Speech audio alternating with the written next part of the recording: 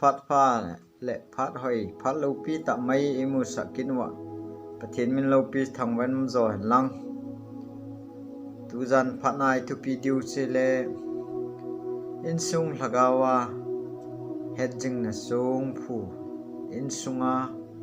jesu mina hedging na sung phu ti hi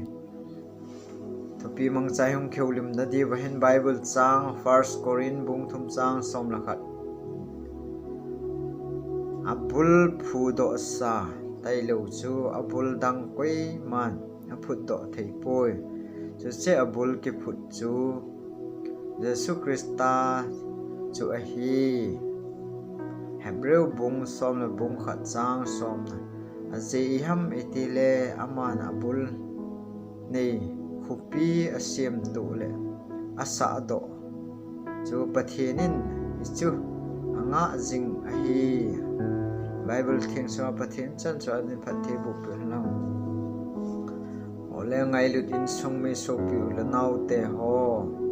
tu zan phanin gil ten gel lawan hedging na so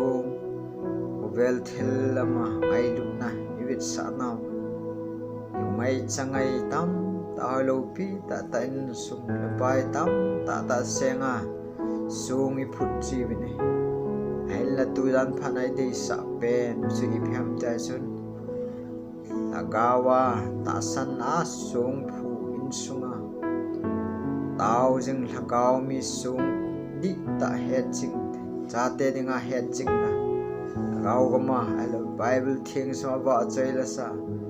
aba ai ta chu ai na thu hlang sap jing che hedging na sung phu do di sei no mun hi in sung tin hin ema ki ngai tu pumin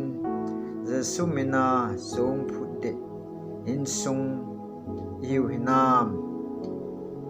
mi khat chun temple a hello le hu in ham ai lo le sa ki go hen lang amun hlan do na sung phu jong nei ta hen lang sapan hen lang sa zo thailo in sabang khai hen lang akuma min akuma kwai tala min amzo se sun noi zat thei hi sung phu dit je sun sung phu dit hedging na song hello le je chun je su to sa khom lo chen sung phu hello le hedging na song chen khom lo in sung chu Jesu minas tit thei lo hi Jesu min tai lo ha lo lo hi sung phu tit thei lo hi in sung ho hi sum la pai a kinga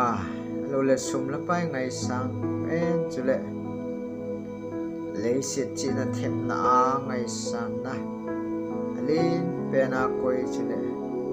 la lu na theng lo wa in sa le house at in sung hi wem ipathin ngai dinga wang Christine in sung dit thing lo hi alula Christine in sung lagaw sung phu he ching na sung phu I thei lo hi chinga la lu na thing lo ho cho la lu na thing lo ho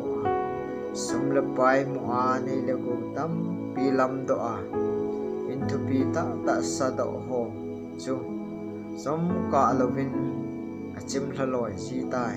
hi chui mu thei hi leng te khat na bung sagi chang som na chu bekil lo han in bul pi ki sa pan na sung ho chu sung man tam ta hin sung lin ta hin Jesu to sa hom in sung suman tama kisa in lo pi sung no pathin tun do in I diwa he pathin in vanoi le sunga thil zo se kinga na he pathin in kinga na sim nagawa ki pa na thupa sum phu he Jesun in sungwa Krista lagaw ama Jesu chu ipu det nu hinam ngai lut na sung ipu det nam in sung wai an ngola tawas hi che ho cho ai lo le ji cha de nga hlilunga I tau o ji ho hi che sung phu mang thei lo lagau ga chu tu de na phu de na he jing na dinga tun shot gam ge ai chan diu lo pi ta I chan van gam ge ai tu do diu phu do pe diu he ki dei sa un he de sun 2022 gal kai to thonin kizil tha din pakai minin ikiti movie hi lesun ngai lut in sumi te ho lagau gama halu na ita sa pathina tao jing mi pa min alo le an ngola ne si ta sa ama dinga hlan to iche hedging na sung lagau ama jesu to hedging na sunga til pabor na lama ipad na thupalang sap jing in sunga iche muchi iche sung zo phut hedging na sung tia phut do theiding in sung tin nu lapa chalanaw te ho jo si til pabor lama pon